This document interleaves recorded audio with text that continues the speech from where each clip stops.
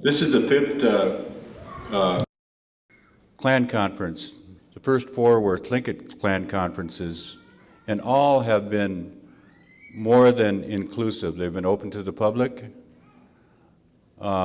This is the first time we got a federal funding to support the program, and about 75% of that federal funding, which was $43,000 from the National Science Foundation, has gone to travel stipends.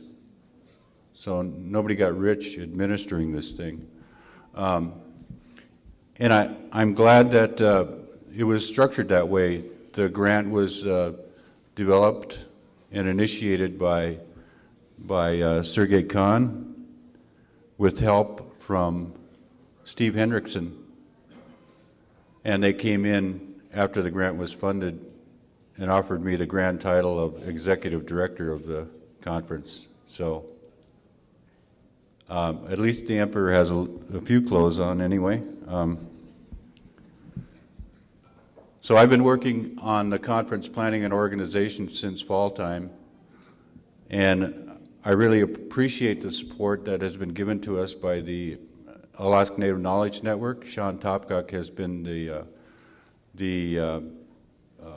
webmaster for the conference website, and he's done a very good job, and he hasn't charged us anything for it.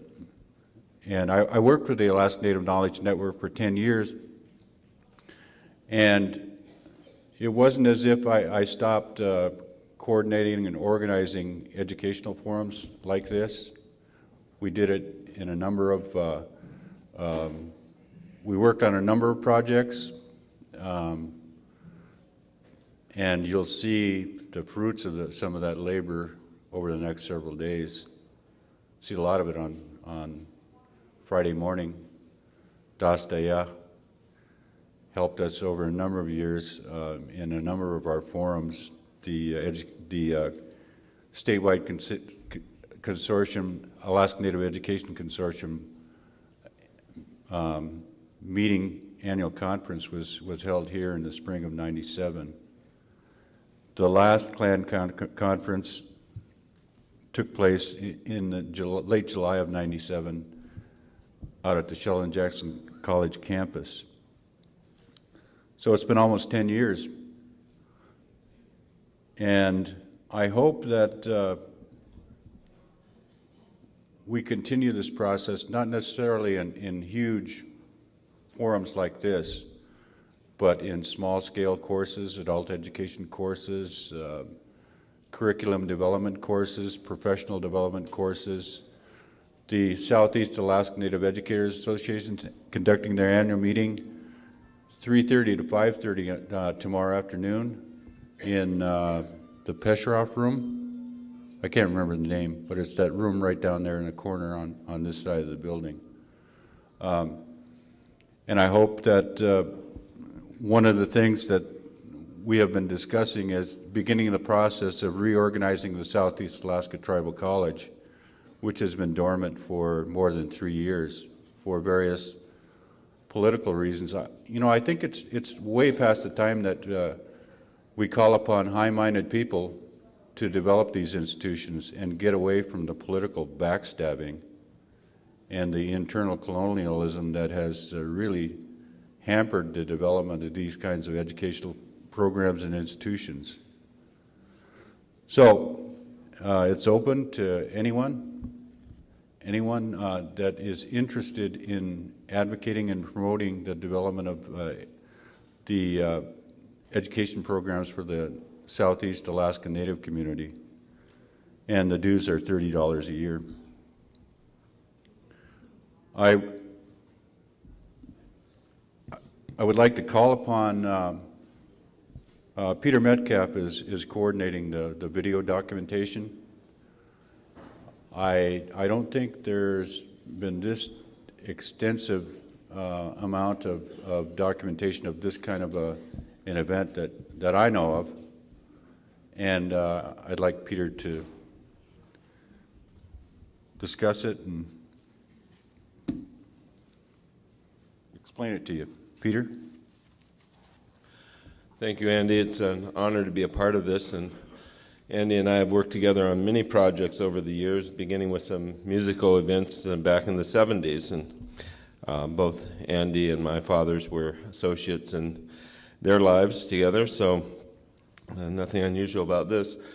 About 1993, during the first Klan conference, we did something similar. We videotaped that conference, and we thoroughly documented the videotaping so that it would be accessible to everyone. And the only problem with that was the technology at the time, and we were recording on VHS tapes. And as you know, such tapes deteriorate over time, and then when you make copies, they further deteriorate. So wasn't the most ideal circumstance.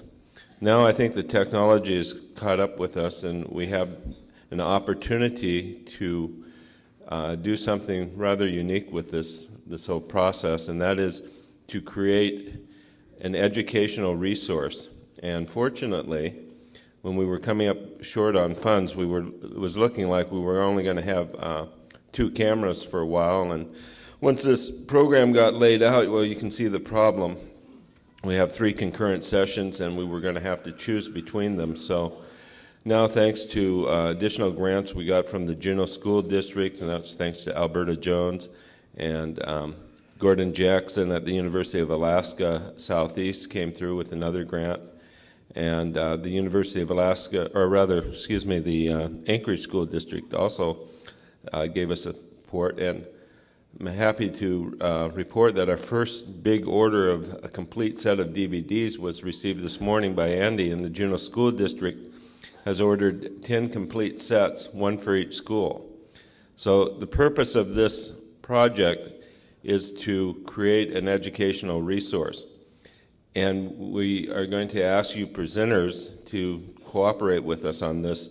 There's no commercial intent here, and consequently, what will make this much, much better will be getting the PowerPoint presentation some of the presenters are making and allowing us to download that, because Rick and Miko, who are doing the videotaping here, are going to, in post-production, for those PowerPoints that we have, we're going to merge the graphics with the presentation so that when you see the DVD, you're not looking at a videotape of the screen. You'll be looking at the actual graphic that's embedded in the PowerPoint.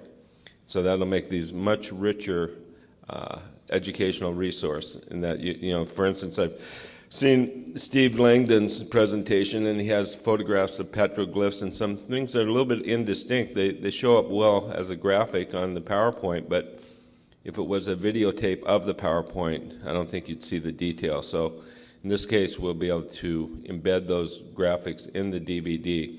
And if you look in your program, you'll see how you can order these DVDs. For each session, or unit as we call it, it costs about $12.50, which that is just really the cost of burning and handling these DVDs. A complete set is $340. If we can get better rates on a mass duplication, then we will, and you'll be informed by email. So in the registration, if you've given us your email, that's great, we have it. If you do have an email contact, all the better. And if you don't have an email contact and you're interested in receiving a DVD, there's a P.O. Box mailing address, and you can just send us a card saying that you're interested in this, and we'll provide you the information. And all the DVD ordering information and background details that you'll need to know will be on the Alaska Native Knowledge Network Sharing Our Knowledge website. So Rick and Miko have asked me to make a couple announcements here regarding the presentations. And so this is to the presenters.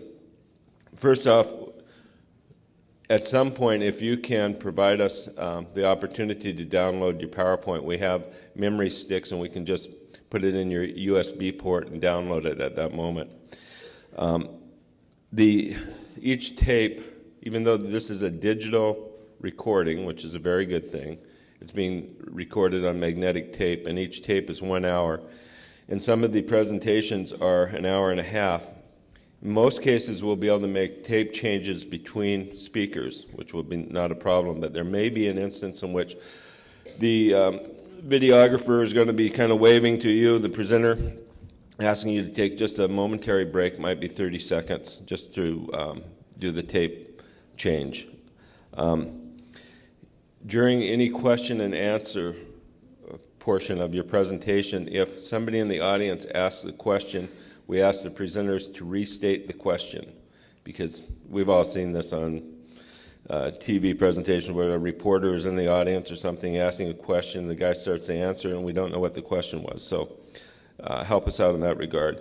And then finally, if it's not going to be a problem here because the screen is not behind the speaker, but in the meeting rooms, there may be instances in which a speaker moves in front of the screen or is between the camera and the screen, in which case you become just a silhouette in the video and we won't be able to see you, which in some of our cases might be a good thing, but for the most part, we want to have some good video when we come out of this.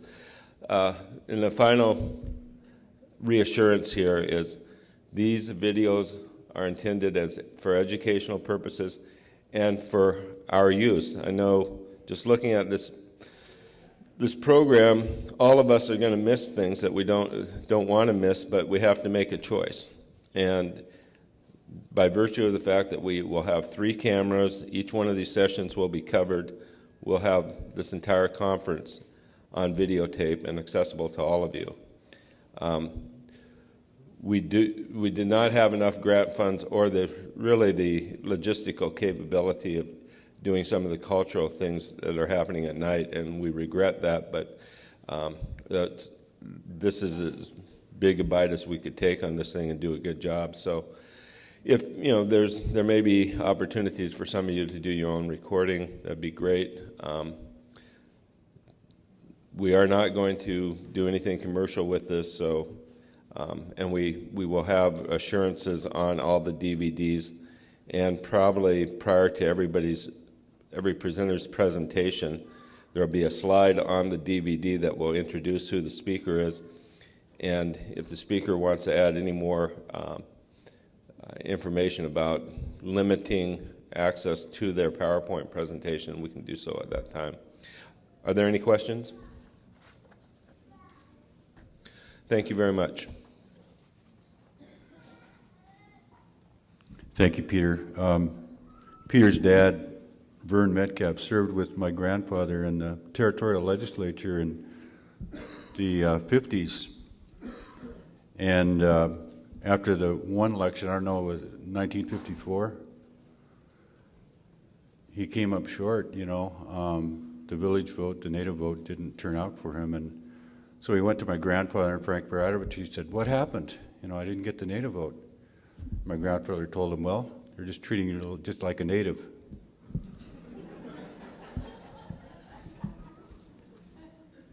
So the name tag people are here, and they'll be working on the first batch of that they have from last night and this morning, and they should have the name tags by 1:30, according to them.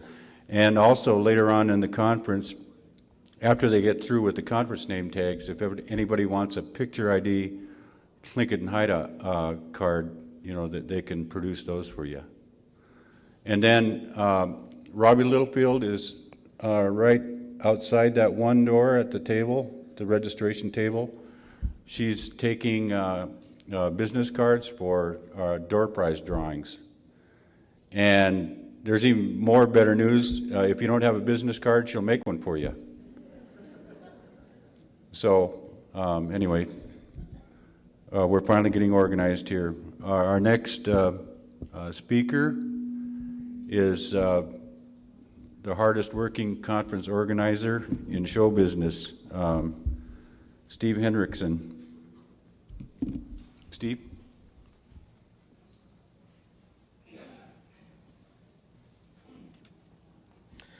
Well, thanks, Andy and Peter.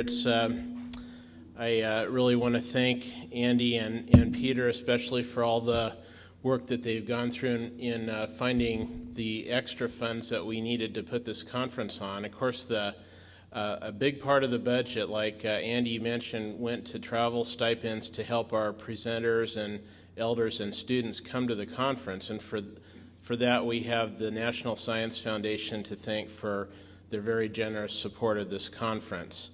But Andy and Peter had to do a lot of fundraising in addition to that to cover other components of the project, and I really want to thank them for all of their hard work. Now, one of the other principal players is unfortunately not going to be with us during the conference. That's Sergey Khan. I'm sure many of you know him. He's an anthropologist at Dartmouth College, very prominent in the field and one of the leading scholars in Northwest Coast Native arts and culture. He, and also especially ethnohistory and interaction between the Tlingit and Russians. Some of his writings have been extremely influential, and I'm sure many of you are very familiar with him. I know my copies of his books are some of the most dog-eared books that I have, just because they're constantly in use. And it was really great to have his support in this project. And I don't really know how the idea came up for us to get something going again. Of course, Sergey and I had both been to some of the previous conferences that Andy and others put together, and those were extremely positive experiences. And it was 10 years since the last one, and I just started thinking it would be it's time for another one. And when we started putting out the announcement that we were looking for presenters, it was unbelievable the number of presentations that we got. Originally, we were just going to have all plenary sessions, and then we were going to go to 2 concurrent sessions, and then it ended up 3 concurrent sessions, and there were still, as of 5 minutes ago, there were still people that wanted to be added to the program. So it was really gratifying that there was that much interest, and it just points to the need to have more of these conferences in the future, and maybe have the schedule a little more leisurely and not so concurrent with so many sessions going on at once.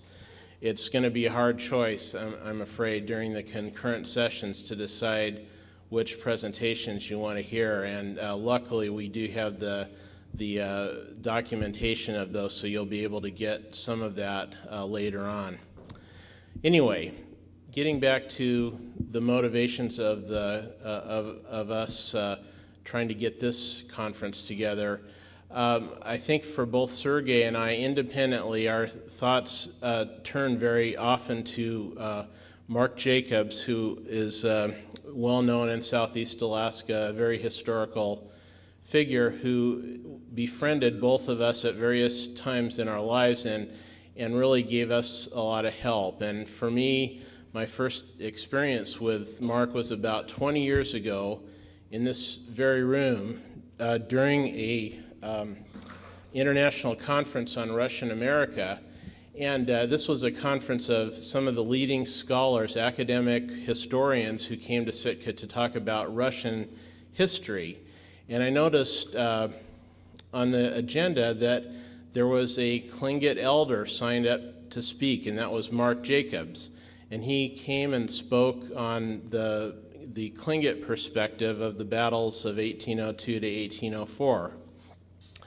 And I remember thinking that was really cool that an elder would come to a conference of academic historians on their own turf, no less, to give the Tlingit perspective. And I think that some of the historians in the audience had never even considered that there was a Tlingit perspective to the Battle of 1802 and 1804, that they spent so much time focusing on the Russian documents that they kind of forgot that there was another side to the story. Well, Mark Jacobs came here to ensure that that side of the story would not be forgotten. He was very concerned with setting the record straight and making sure that all the books and articles and documents that came out about history in Southeast Alaska would have that perspective in it. He was, in that way, he was very energetic in making sure that if you were going to write about Southeast Alaska Native history, that you needed to get the story straight.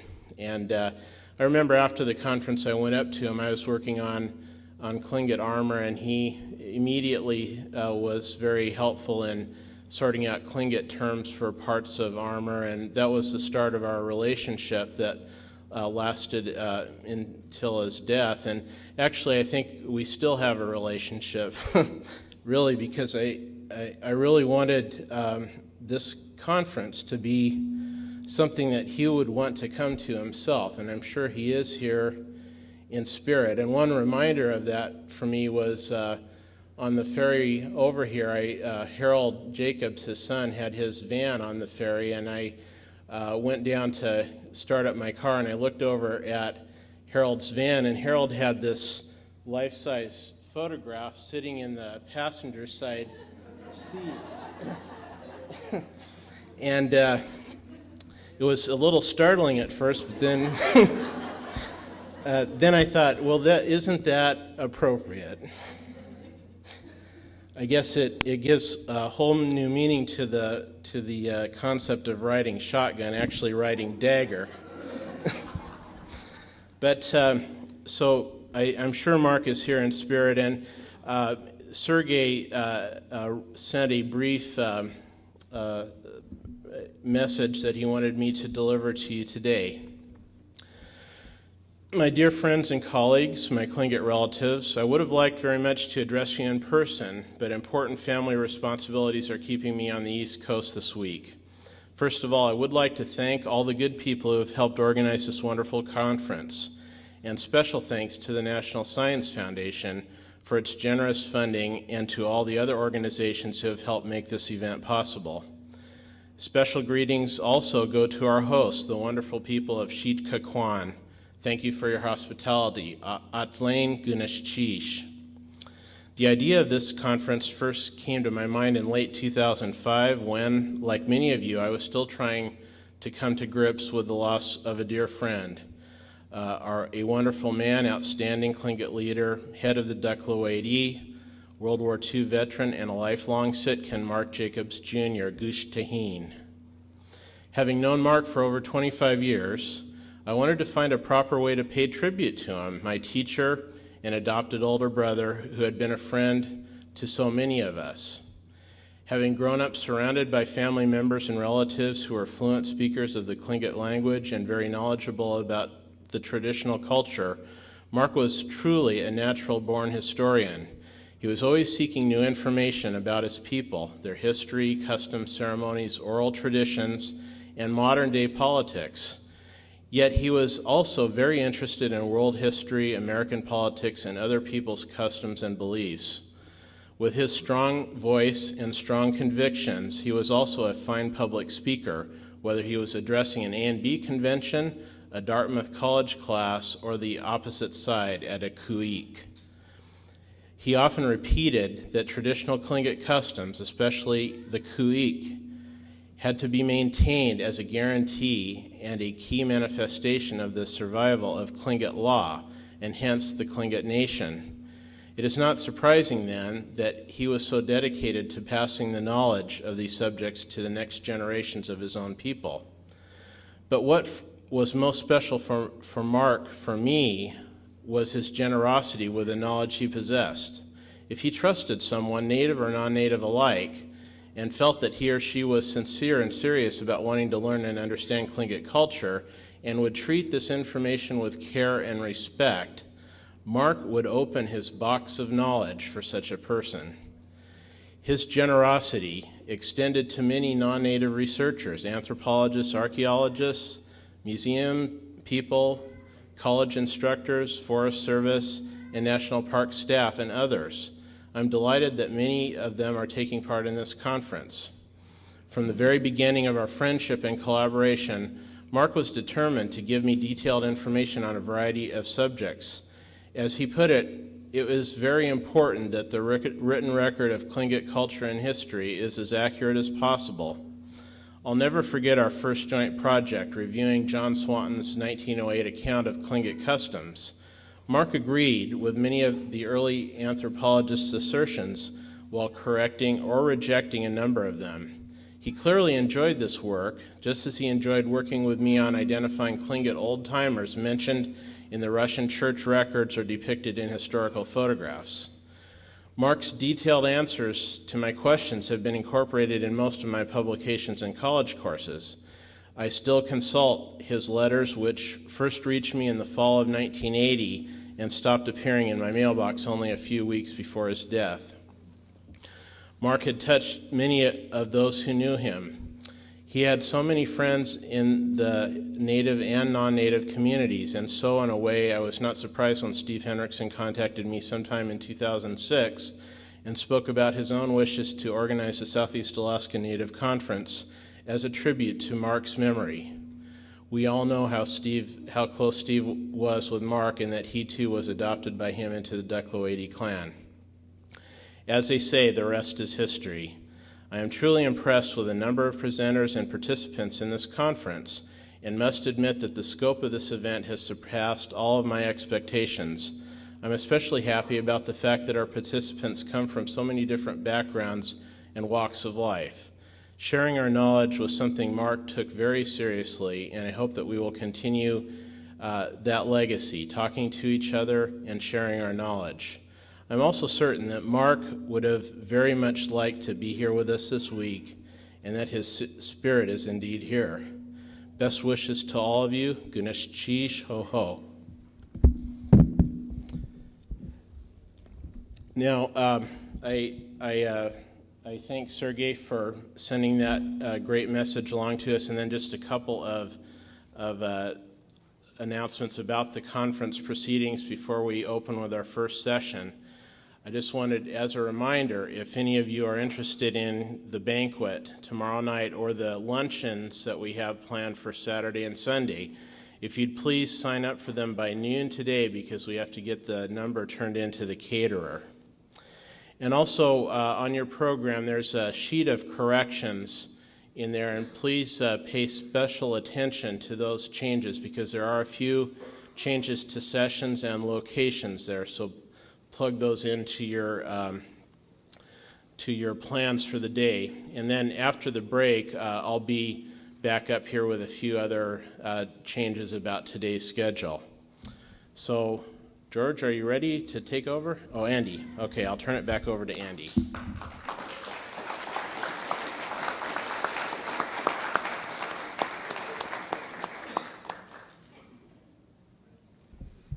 One other note, any of you folks with cell phones, Blackbeards or whatever you call them, could you please turn them off?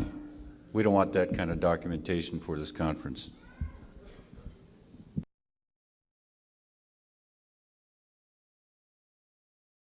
I'd like to invite our MC for the balance of the morning's panels to come up here. You're all well aware of them by now. George Bennett.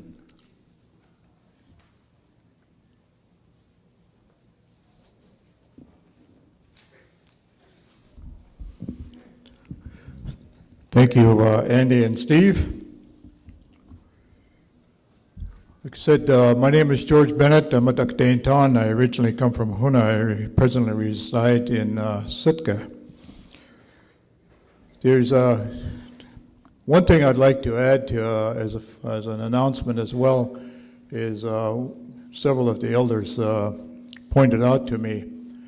If you are a presenter, or even just want to make an announcement, if you're a fluent speaker or even a practicing speaker of the tribe that you come from, please use it as much as you can, and then also, if time will allow you, interpret what you have said. Use your language first, if you will. If you're a speaker of that language, it adds to the integrity of this conference that we're doing, as well as being videotaped as well, so others who get it will see that we try to stay within a cultural context of the cultures that we represent. If you will do that, we appreciate it. Before we start this morning on the the two panels that are on your schedule. Realizing that we did start a little bit late this morning, again, my apologies. I hope everybody had a good breakfast prior to coming here, because one thing I understand that these mics are very sensitive. If your stomach is growling and you're wondering what that is on that DVD, that's what that is going to be. So they have no way of erasing that. Okay? So there is some coffee and water, and there's vending machines back out here. So please feel free to get up at any time to go ahead and indulge in any way that you can as well. And if you do spill anything on the floor, please let one of us know. We'll let building staff come and clean it up so nobody will slip on it or anything like that. So in between the sessions, if you have any kind of announcement that you would like to do, let any one of the MCs that are going to be here work in the microphones. So I'd like to call up one of our Tlingit elders this morning to start us off this morning in a prayer, if she will. Selena Iverson, who presently lives in Juneau, she will do an opening prayer for us this morning. Selena?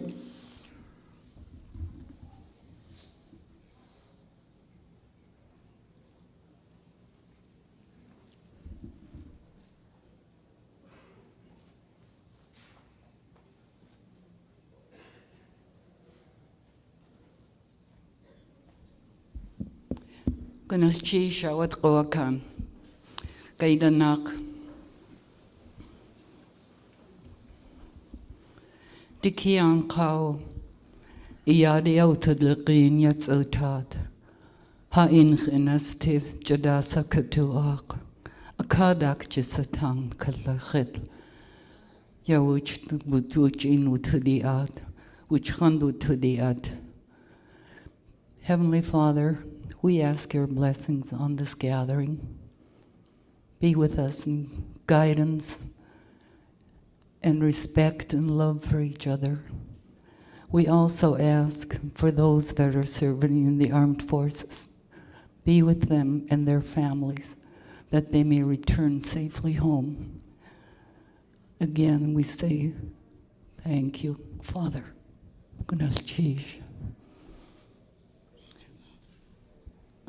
I'll just take a moment to introduce myself. The late Richard Stead of Alaska Native Brotherhood encouraged all of us to introduce ourselves in our language. So I will do that. Katzeek yuchat de wasak. Chudzida kwan engun da chayachat. Yel hit kagwantan yadi. Ganaschish.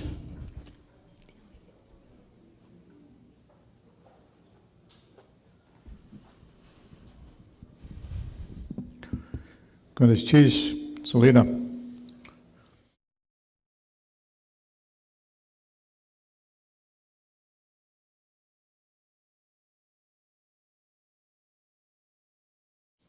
At this time, I'd like to call up the individuals who's going to be serving on the clan and clan house leaders panel.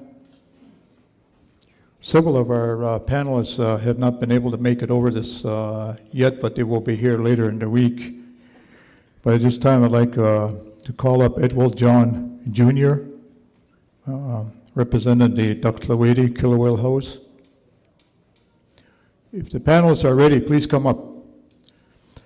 We're going to try to stay within the time limits that's allowed us in this program. So I may be asking some of our panelists to kind of tone down the amount of time that they're going to be talking, so that everybody will have an opportunity to leave, and get lunch. Because we're already guilty of one thing. We almost starved you last night, so I don't want to do that again. Ray Wilson, Leo Tuish, Andy Gamble Jr., David Katzeek, George Ramos,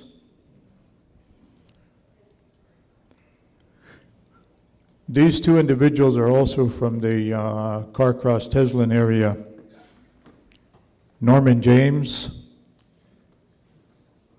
Marilyn Jensen. If you would please come up. First of all, let me kind of talk about a little bit of some of the house rules in regards to panelists this morning. As we say, the theme of this whole conference is sharing the knowledge. All the individuals that have some role on a panel, I've told them individually that's what they're going to do. They're just going to share their knowledge and understanding of the way clan leaders are brought in through their respective clans and their communities, and how house leaders are brought in as well.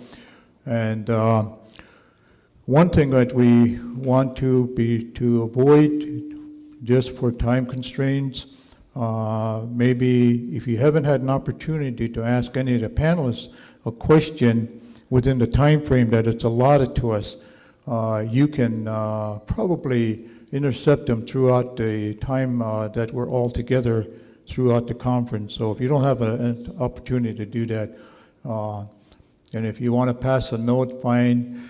But we are on a very limited time this morning because we did start late, so our apologies again.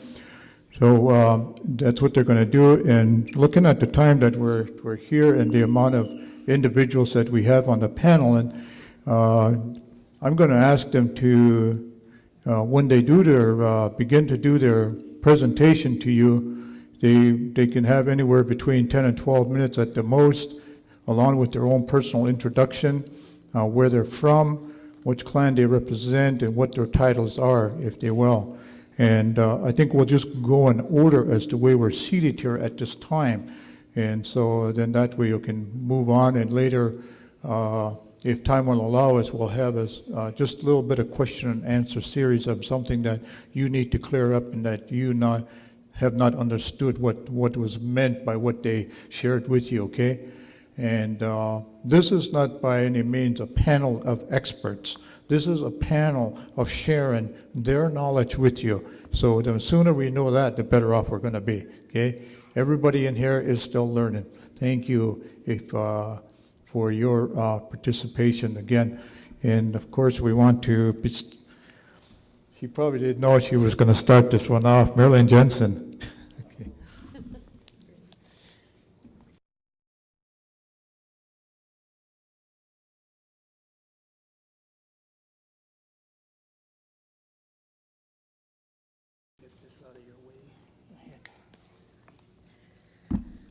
Gunishish. My Tlingit name is Yadol Tin, and I'm from the Carcross Tagish First Nation in the Yukon. And I didn't expect to be speaking or to be on the panel, but I'm here simply to assist our elder, Norman James. We're from the Ducklawady clan, and I'm Ducklawady as well. So my mother is Doris McLean, and she used to live here in Sitka. I'm the granddaughter of Peter and Agnes Johns of Carcross. We're inland Tlingit, or Daqa Tlingit, and also a part of our family's history is Athabaskan, and that Athabaskan part is Tagish. And so I'm very honored to be here, and I'm also very honored and humbled to speak before you. And also, I feel that my purpose is only just to help our elder today. And so we wanted to talk a little bit about our contemporary system, which includes clan representative governance. And for those familiar with what's going on today in Canada, especially in the Yukon, we've just been through a process of land claims negotiations and coming to some agreements. And our agreements are called the final agreements and the self-government agreements. And within our self-government agreement, our vision prior to actually negotiating agreements was to attain self-determination, which basically is the ability to determine our own future and to direct the own course of our canoe, to be the masters in our own house, basically to quote the late Grand Chief George Manuel of the National Native Brotherhood of Canada. this early vision was to be able to do the things the way that we wanted to do, because as the Native people here in Alaska, in Canada, we have been so entrenched into a system that isn't ours, that was inflicted and imposed upon us, and that included a governance system, which was what we refer to as the band system. So through our self-government, one of our number one priorities was that we want to govern ourselves the way that we always have, and that is the clan system for us. And in this modern day system, we strive to function in the way that the traditional or the old system did, which was very much influenced by our value system, by the way that you conduct yourself, by the laws, the clan laws and the traditional laws. So today, our clan representative governance includes members from each of the clans. And in Carcross, we happen to have 6. We have 2 under the Eagle side and 2 or 4 under the Crow. So we have Ducklawady, Yenyeti, Ganakstedi, Deshitan, Kokatan, and Ishkatan under the Crow side. So in our modern day structure, there are clan leaders who represent all of these clans, and they sit on what we call an executive council, and the executive council are responsible for the major decision making and bringing the word of the people. Their job basically is to be a spokesperson, that they have to be able to represent all their people and come to this council and make good decisions for the direction and where our people are going based on that. It's always been our dream that we really practice who we are as a people, that we are able to break away from, all the things that colonialism or the residential schools or all the things that the Canadian Indian Act did to us. So I think as a people, we really feel that the direction that we're going, which draws back our traditional form of governance, is the proper way, because we can look around and we can try to, maybe even mimic the other governments that we work with, but we realize that our power and our strength comes from our own way, and our own way is our clan system. And we're not saying that it's operating perfectly yet, because it's not. And one of the reasons for that, probably the biggest reason, is that we have, our clan system has always been in existence. It never faded away. It's always been there. But then we have the other system, the political system. But today we struggle with our clan system trying to function in a contemporary world where perhaps a lot of those values that hold up the clan system in the old days is really struggling, or it's weak at the moment. So we realize that we have to, in order for this to work properly, we have to regenerate our value system, or we have to rebirth, our identity by taking back those values in a very meaningful way, not just to say, yes, we have values and this is, we believe in respect. We have to really embody those and be role models. And I think this is also the direction where we're going as a people. So I just wanted to briefly mention that our clan system is the system of our political governance today. It is something that is very important to us. And also I know it is the same with the Tlingit Council. They also have their governance based on their clan system. And I'm not going to talk very much because I actually feel extremely humbled to be sitting here. And I would like to have our elder, Norman James, who is our oldest Ducklawady person here. And he told me that I have to make sure that I tell you that I'm representing our housemaster, Uncle William Atlin. He couldn't be here. He's very old. He's in his 90s. But I'm just a person representing my clan, and I know that I'm accountable to them and responsible to them. So everything I say, I hope I offer with the greatest humbleness in my heart, and I'm here to learn. I also forgot to mention that along with the elders in my community who I consider to be our greatest teachers, I also have my formal education, and I ran into one of my formal teachers last night. I don't know if he's here, but I have a degree in anthropology from the University of Alaska, and one of my greatest mentors was Dr. Steve Langdon. I don't know if he's here today. Maybe not. And I'm also working on my master's degree right now at the University of Victoria in the Indigenous Governance program. And my mentor there is a radical Mohawk named Tagish Alfred, Dr. Tagish Alfred. And the whole thing is the whole program is encouraging us as young Indigenous people of Canada to really grasp on to our true identity and for that to be our driving force. So with that, I've recently made the commitment to learn my languages, and I have to apologize because I'm too, I guess, unsure of myself to actually try to speak it in front of a group of people. But this is my direction now, is the next big thing in my life that I want to do is to learn our language. So, Gunashchish, thank you for listening to me.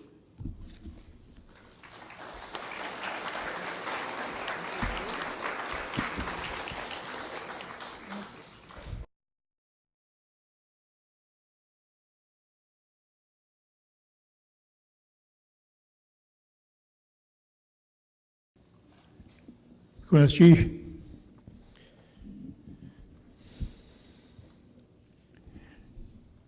Achlin Gitzai, Kauklege, Dr. Williachat.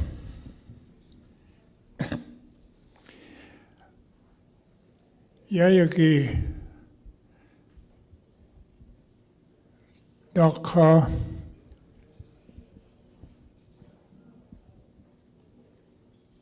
Kunana Kwano Hat Goksati Yayaki.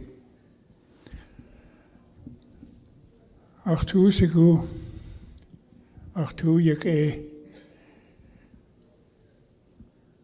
ya et kohan khod khogudi. Gunashchish yedachaka. I'm representing my uncle William Atlan. He's our clan leader. Dr. Wady. Clan leader has been passed down in the family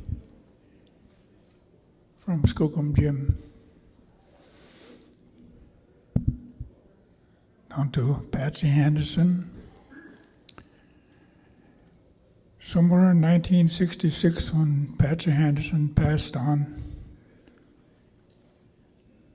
it automatically passed on to my uncle William Atlan.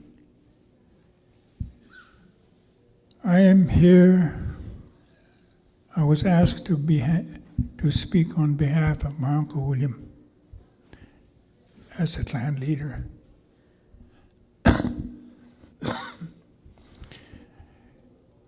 I don't want to say too much because I'm not the leader.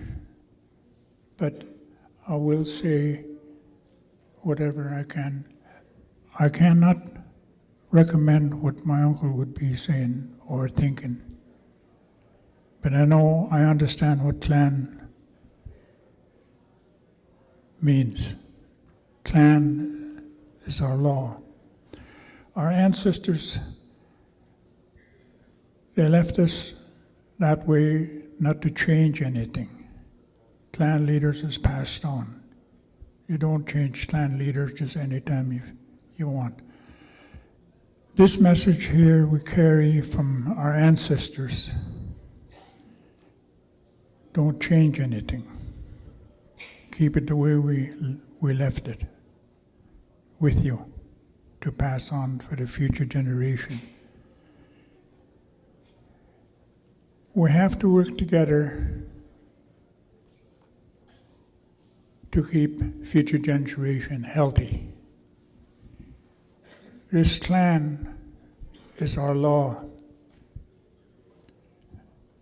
supposedly looking after marriages, who they can marry and who they can't marry. That's the clan laws.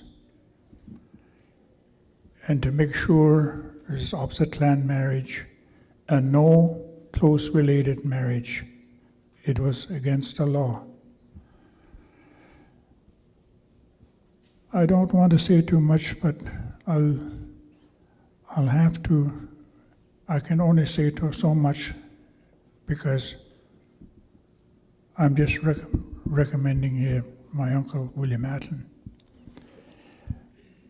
I think that's all I can say for now. Later on, maybe I'll speak with the people here. I'm glad to be here today among all these people at Tlingit. That's all I can say for now.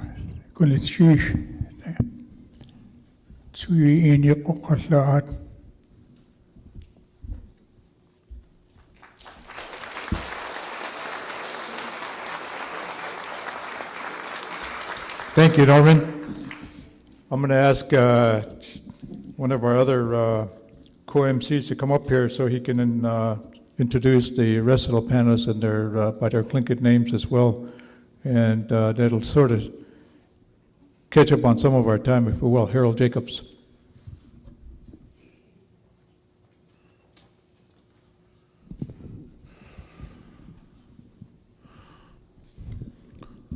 Nashadenak riyad yakini astuk saku lengat enak kakiach Tagish kedahan kayash kahits atich awa tluknak ade so hast du na shohane awa shit kak chukane di yade awa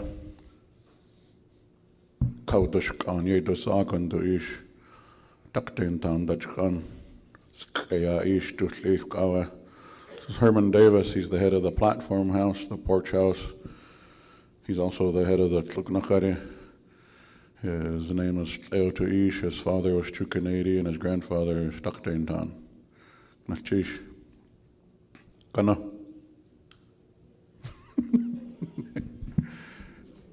Can guys stay? Get on. It hits at Tichawat. Shiske hit, Kautlayai hit. Shungukedi Hawa, Jilkatach, Hastanashata Henehawa, Kanach Tedi Yedich, so Daktloedi Dachkan, Kitish Anke Yedas Agan, the Silk. David Katzeek, his name is Kingeiste. His father was Ganach Tedi, and he's the grandchild of the Daktloedi. His grandfather was Kitish Anke. Nachish. Ushtichuish. Yaktatach Tluknakadich Awahutsa Kichehitach Tekwedi Dachkan. George Ramos, Tluknakadi from the Frog House in Yakutat, Dry Bay, the grandchild of the Tekwedi. Nachish Anahuts Kuchitsate Shitkadach Kagwantan Chawa Tlach Gundach Deshi Tanya de Chawa Anya Yedusagan to Ish to Silka Aktacha Kan Shaw Ish Yedusagan Ketchitach. Andrew Gamble, he's from the Wolf House. He's Sitka Kagwantan. His father was Deshitan from the Raven House, and his grandfather's Wushkitan from Og. His grandfather's name was Kanshawish. Gnachish. Anyanach. Kiksade Nasha Dehanechawa. Kiksade Ane Aya. Chukane Dia de Chawa to Ish Sai Katoshto Hunadachawa to Ish to Sis hutsa hunadach dakten town tawak edasagan kakan hits ate yanach. Ray Wilson, he's the head of the Kikseti. He's also from the Sun House. His father was Chukanadi from Huna, and so was his grandfather, who was also from Huna, Daktaintan. He's a Daktaintan grandchild. Kanachish. Tliakit.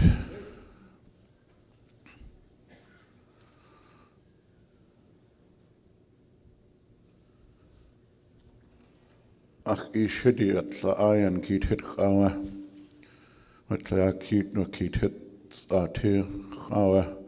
Deshitanya de chawa hutsa. Kuchatsa yudo asakto ish angunyayate. Tuchliska Hunakawa kusate kuchet tak tank yedo sagan.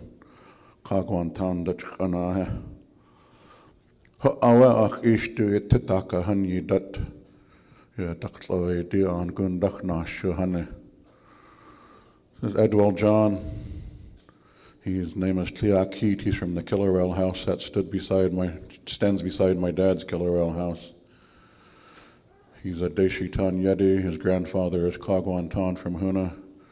And Edwell is the one who has taken the place of my father as the head of the Killerell clan.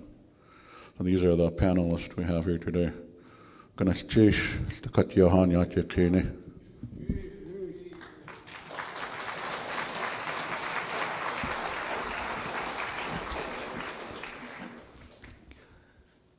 You see how amazing that is? You can actually do and click an introduction of all these people in 10 minutes. Let's give them another round of applause.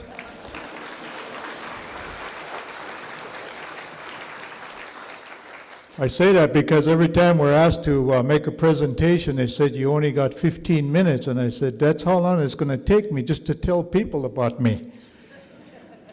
So I'd like to call up the continuation of this panel to East. Since the introduction has already been done, folks, you don't have to do that. So just go right into your delivery of your information. Go to East. What? How good?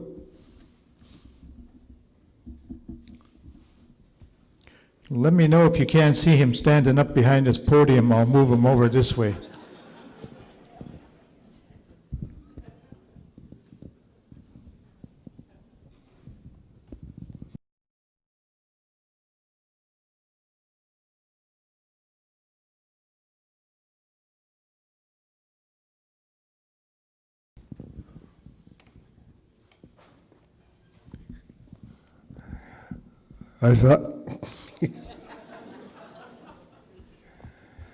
I thought there was only one person that tells stories about me, but there's another one behind me. The other one is sitting right over there. The one that told everybody about climbing out windows.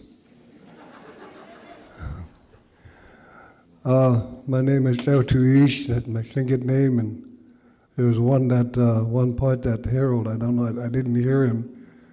My mother's father was a Kagwantan, so I am also a grandchild of the Kagwantans too. I'm the house leader of Kayash Kahit, as you heard Harold. Whenever I travel, I usually represent three houses: Kayash Kahit, Koho House, and the Little Koho House. But there are house masters for those other two houses. So whenever one of them travel with me, I'm usually the first to speak because of the hat. And when that other housemaster travels with me, I call him out after I've spoken to give their thank yous to the people that we have invited or to guests.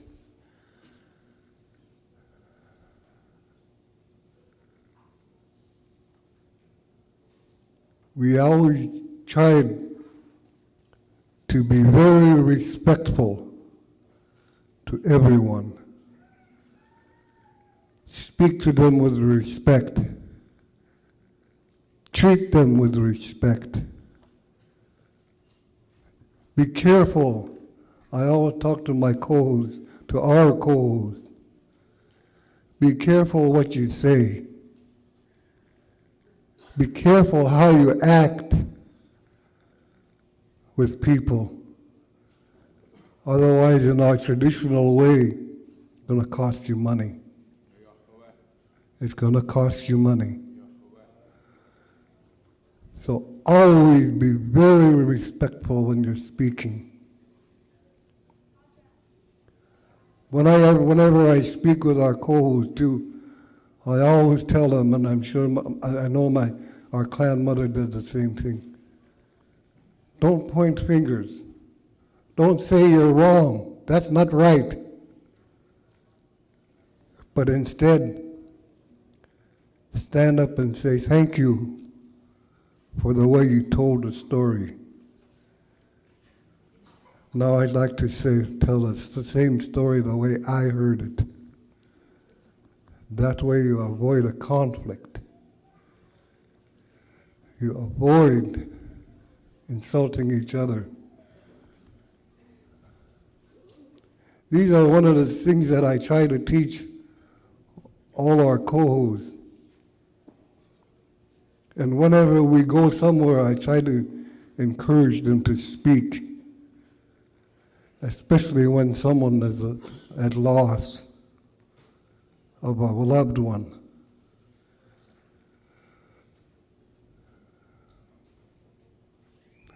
Our clan mother's father, Dusty, he always spoke to us all the time. Sa kunakh asitsini ataya ya yukatangi. Sa kunakh asitsini ataya. Ashiwa chasak yake. Shasi yatawdus kene. Eke dahanil gonna cheese team.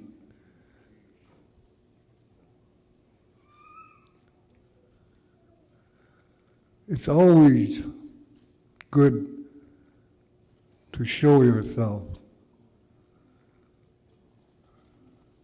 I try to tell our Koho people this too.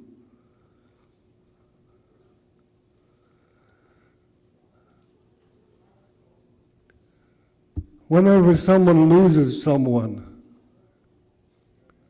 don't wait for an invitation from the sentinel.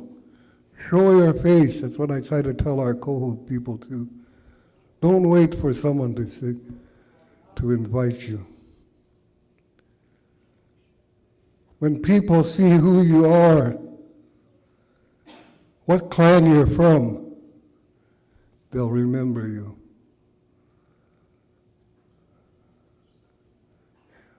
These are the things I try to put in our Koho people's head as a clan leader in this area, in the area of Sitka.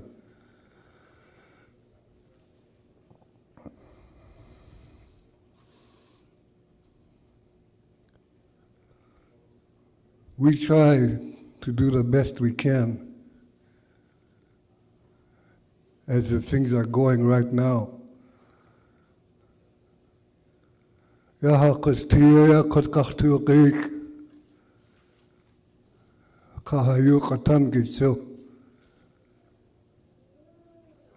Charlie Joseph used to talk to me that way.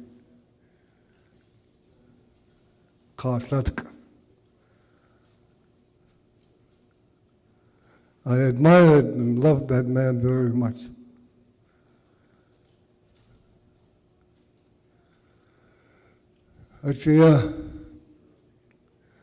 Gonna chisha ka GPT ayo katan giyas. Yeah, and shakwas lahik. Is my 10 minutes up? Your 5 minutes is up. 5 minutes. Last night I had 15, now it's down to 5. Gonna chish. Oh.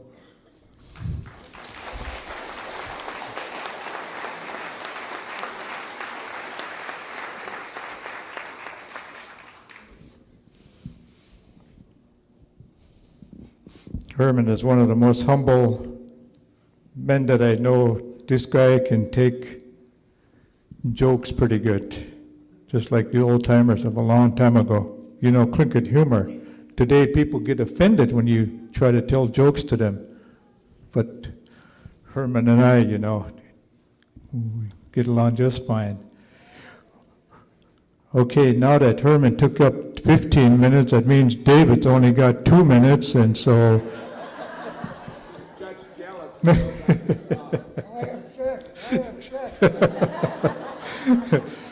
I like to call on David Katzeek as Shango KD. He lives in Juneau, but he's originally from Haines, and I'm glad to see him among us today. David Katzeek?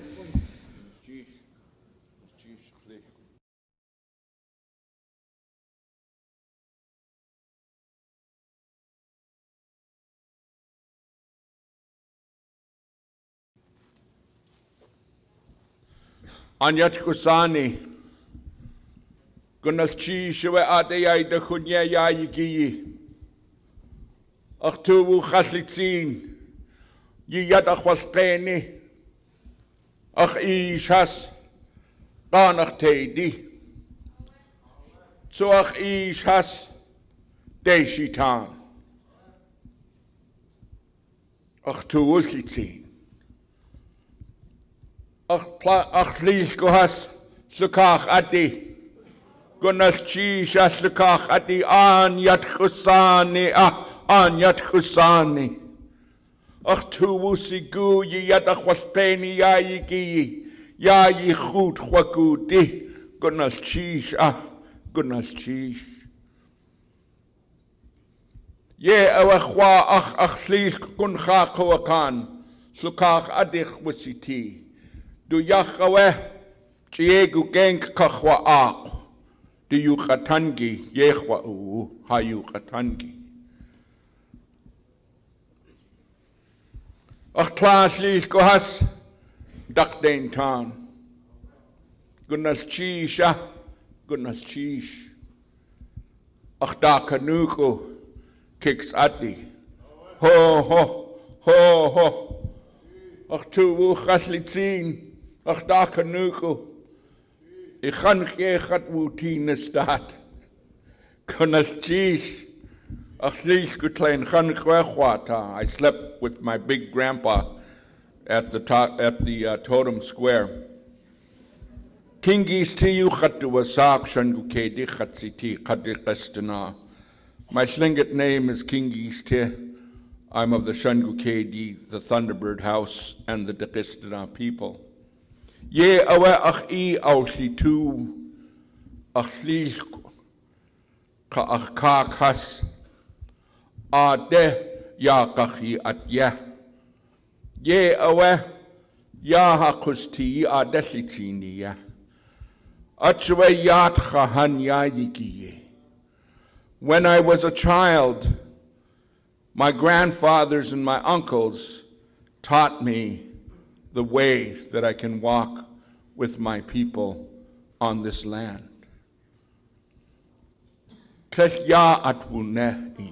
Not being proud of myself. I'm only a slingit.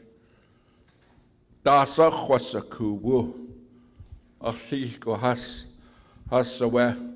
Ach I has aushitu. Ya yakuste. Achawe ach tu wuyik e. My grandparents taught me the way of our people in our language, day in and day out. And the way that I introduced myself in introduction is the manner in which we were taught how we were to recognize our father's kinsmen, our grandfather's people, our mother's grandfather's people, and our great-great-grandfathers, and that's the way that I did it. And this is the way our clan, our family, has done this for time immemorial. And I remember Kasat at our party. When we had our party in Tlakwan, he was there, and he sang the song. And when they brought me out to be one of the leaders, it was a humbling thing for me. because I was still wet behind the ears. I was only 29 years old. And from the time I was a little boy, a small little boy, they would say, Hastu it chatande, speak to them now. And I'd look at them and wonder, what am I going to say? Wasa yakwaka? And they would laugh at me. But they would tell me to speak to the people. And sometimes I would be speaking to my own clan, and at the end of the session, they would call me up and they would say, you're not supposed to be talking to your own clan, you're supposed to be talking to the opposite clan. Don't be complimenting us, you're supposed to be complimenting the Ravens. And that's some of the things that happen. And you know, with respect to the time that we have here, I know that you have time that you have to live in, but you know what? If we don't take the time to do what we need to do, we're going to lose what we're trying to save. And sometimes good things take a long time. You cannot weave a Chilkat blanket or a good hat in 5 minutes. Okay? You can't do it in 5 minutes. You can't even do a button or a beaded jacket in 10 minutes or in 15 minutes.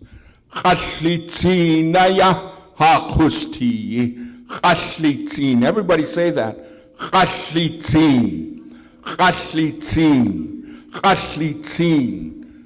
Our culture is valuable.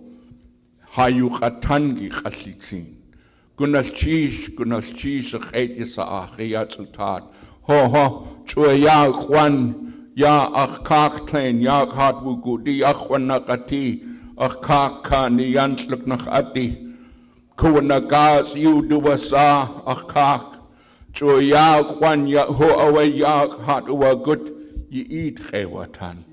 May it be as my grandfather, my great uncle, Joseph A. White, is the one who stood here and talked to you this morning. And for me, this is the way of traditional leadership. And so I'm not going to take any more time. I'm not necessarily complaining about the time that's been allotted to us. I just want to make sure that we say those kind of things, and that's the type of thing that leaders do. They express those kind of things that might not necessarily be really popular, but bring the thing out on the table. And I'm not talking about the limited time that we're having here. So, thank you.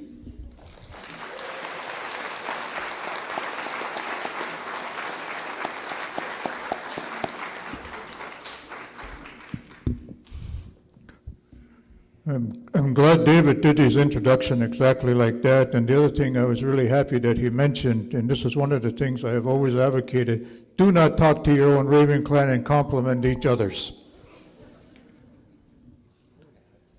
The next one I'd like to call up George Ramos.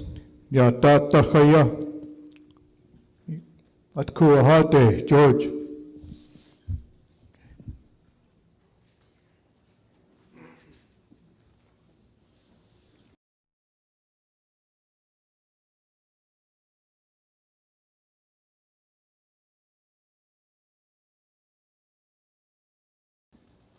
Gonna cheat a 2 year on Yatki. Ye Hatani. Uchui Shukhat do salt Nakadi Yahat Yak dat dach. Kicks hit ye dach. A silk take hoidi. At Koho talk. Has to Christy. I take the Nick yo. You shall you you do a sock. I got case stuck here. My name, English, is George Ramos. I am with the Coho clan, Raven Moiety, and from the Frog House.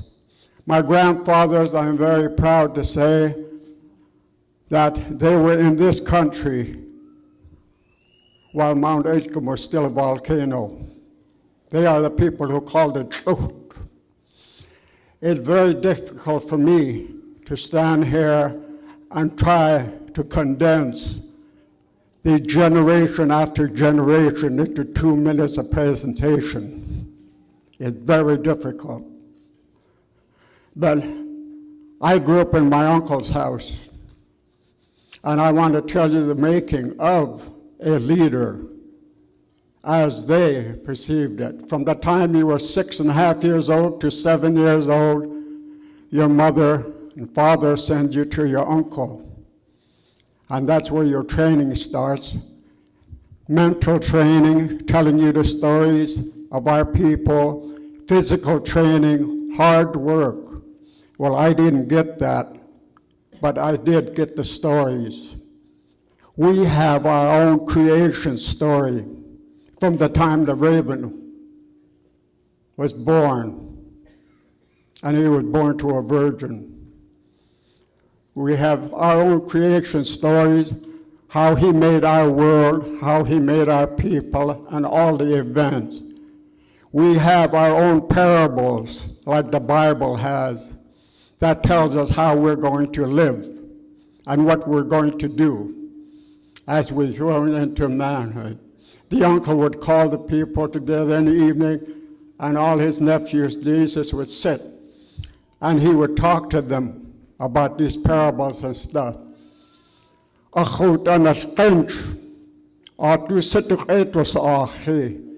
He watched them, and he says, who is listening to him? Then they select him. And all of the clan helps him to let these young people know the laws of our people, the ownership of our land, our relationship with other clans, and our rule in our work, hunt, fish, and our relationship with all the animals and the country. My uncle used to tell me, I'm not going to tell you the fine points of Tlingit life because it's going to get lost. Our language is going to get lost. Our way of life is going to get lost. And I remember that. So I used to wonder, what is the fine points? Only now I look back and I see all the ceremonies that we had when a young lady became a woman, when a young boy had to fast for 3 days, cleanse himself for 3 days, and then he went and sought his spiritual animal. It is really something to try to condense this into the 3 minutes that I have. Look, I talked for 1 minute already. However, it makes me feel real good to sit here and see that we are trying. It is like I always tell my young people, I was one of them that the Bureau of Indian Affairs told me I could not speak my language and physically punished us. But now they want to offer me $30 an hour to teach my language. You got things backwards. But a young man, the teaching of all these parables, the laws, the relationship with other clans, he's going to grow up through it. And when the time comes, they will bring him out in the clan, in his own clan. He is designated for the clan leader or the housemaster. And they will present his training, his life story, his training. And if somebody does not agree with it, the clan has to go back and do the whole thing over again and pick another house clan. It is not just won by popularity. It takes a lot of training. And I'm sorry that nowadays it's won on popularity. I think we changed culture because that's the way the culture is in the Caucasian world. So I don't want to take any more of your time. I think we could be here for weeks, and I could tell you some of the creation stories. They're very interesting. Black skin is the first story that's told to a young man, so that you can obtain strength. And when you go to the museum, the first thing you see is the totem there with a boy standing behind, and he ripped the sea lion in half. But I think I'll save that for another time. But these are the trainings, the stories that they teach from the time you're 6.5 years old until you're a man, they call it. Thank you very much.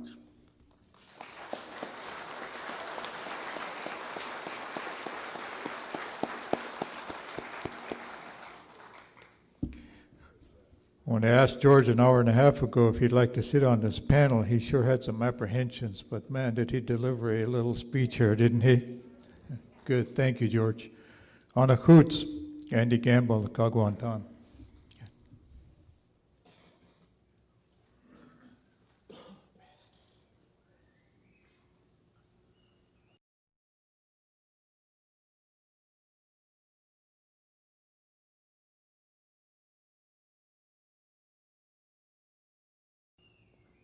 Anyat Kasani, thank you for having me here today.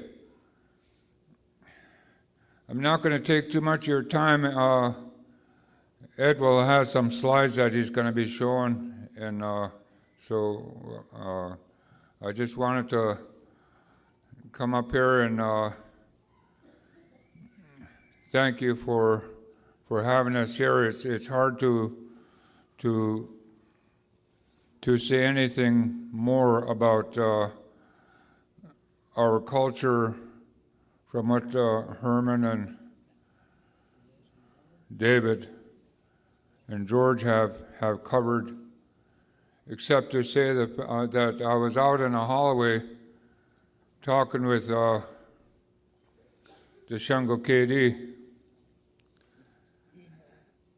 and it was very interesting because he was telling me that he's the father of Anna Nicole Smith's baby.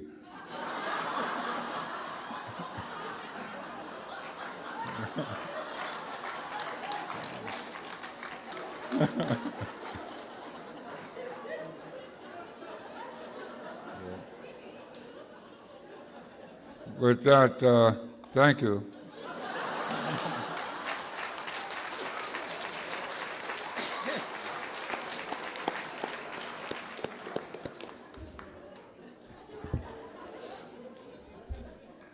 I thought we were clear on the house rules. No personal secrets given away. David, congratulations.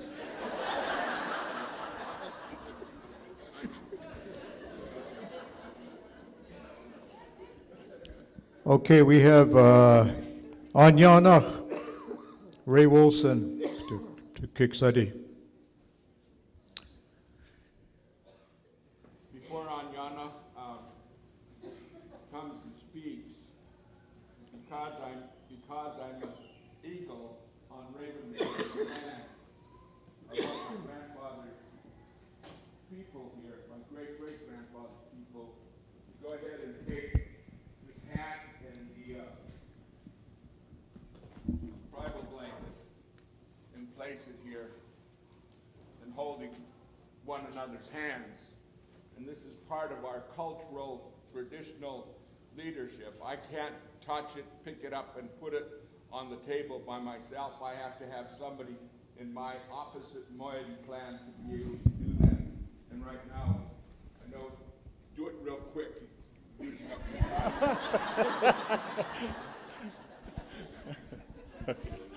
Ray's going to tell you he's not Ann Nicole's miss. Tagish, David.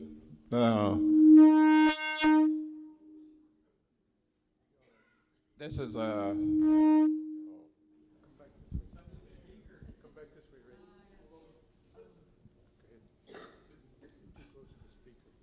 This is a big honor that David's given me, and I really appreciate David. At any time that he speaks, he always makes a notation and recognizes me as the outer shell of the Shangokedi. And it always makes me proud when he does that. I want to thank you, David, and the Shangokedi people for what you're doing here and your talk. This is not going to be me that's going to do this. This is going to be my uncle, Kainach, Peter Keane, my grandma, Kukak, my mother, Kachan San. These are the people that's going to be doing this. This is not going to be me that's going to be putting this out. These are going to be my ancestors that are going to be doing this.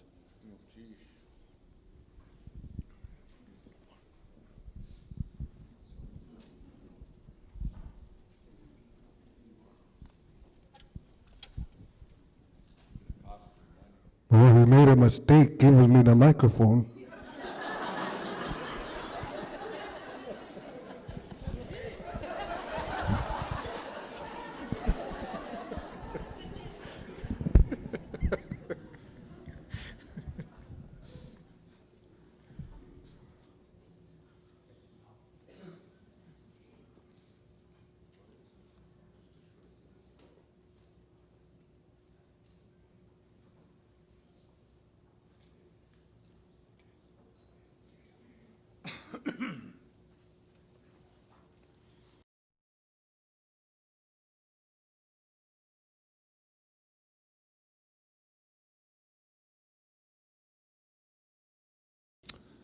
Before I start speaking, I'd like to do a short introduction. One of the things that I'm most proud of, other than being a clan leader, is that I work with the young children over there in Juneau. And I came over with some of the teachers, and I'd like to have them stand the harbor view.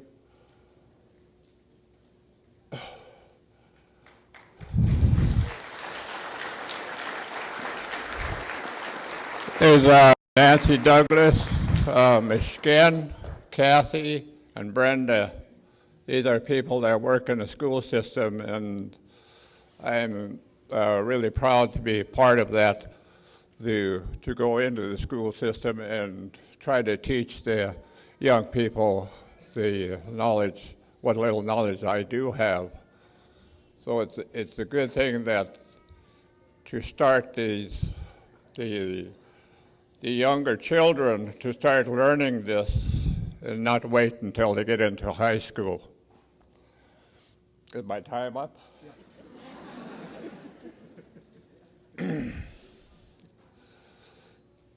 Anyanachat to a sock.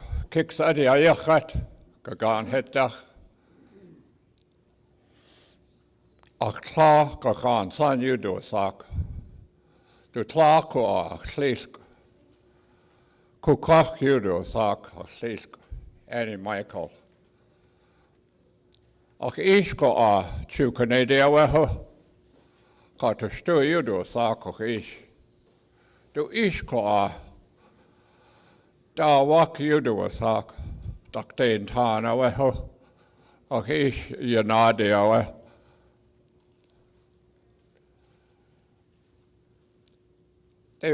When they asked us to come up here, they wanted to explain how that we got into this position that I got into. I can't speak on other people's but I was approached by Al Perkins when he was alive, and he asked me if I wanted to take on the leadership. And I really didn't have an answer at the time, and I asked him if I could think about it. And I went and talked to my brother, who's 1 year older than I am,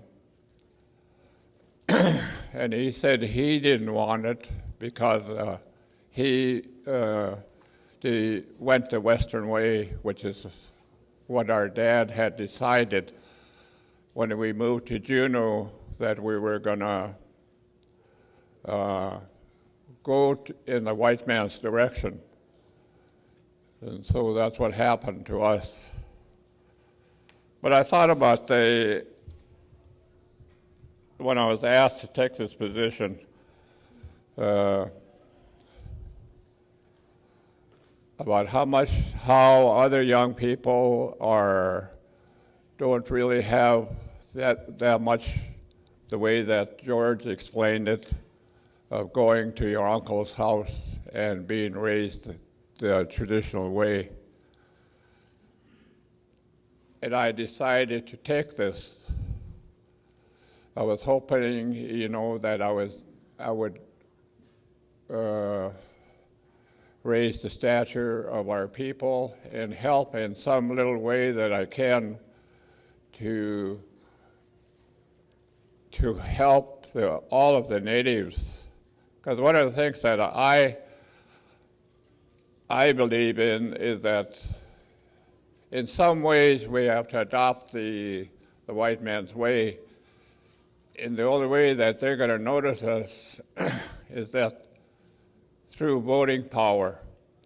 And the only way that we're going to stamp out things like our dropout rate in the school system, our drinking, the drugging, the abuse, it's in all of our villages. The way we're going to stop it is by us coming together, such as doings like this and learning each other's ways. And once we come together, that's the only time that we're going to be noticed by the people that make the laws. Once they know that the Tlinkits and the Haidas, the Simpsons, even from up north, when the Native people start coming together, they carry a lot of votes. When the people that make the laws find out that we're coming together, they're going to say, watch out for those guys. They have now the power to swing the votes of what's going to happen. That's why it's so important for us, all of us, to come together. I'm kind of getting away from, I was supposed to talk on how I was installed as a leader.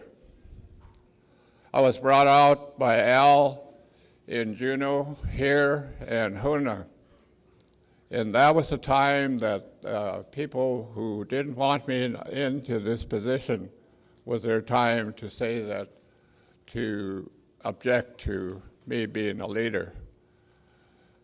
After I was installed, there was a list made out by Al, and it's still in existence, that he had a list of guys according to age of who's gonna come after me, up to 3 generations. So after Al passed away, we gave the party for Al, and that's when I became the leader of the Kiksuddies. So that's the way that I was installed as a leader. I'm still in the learning process like a lot of young leaders, and this is why I'm here, to share what I have and to listen to other people like the speakers that spoke ahead of me, to share their knowledge. And the way that David did, how he knew how to bring his things out that he couldn't touch them. It was the opposite side that brings it out for them. And it's a valuable lesson for us to learn just by him showing us how things are supposed to be done, how respect is shown and not talked about. So with that, I'm going to close and going to cheese away. It's all got your hand. Going to cheese ya.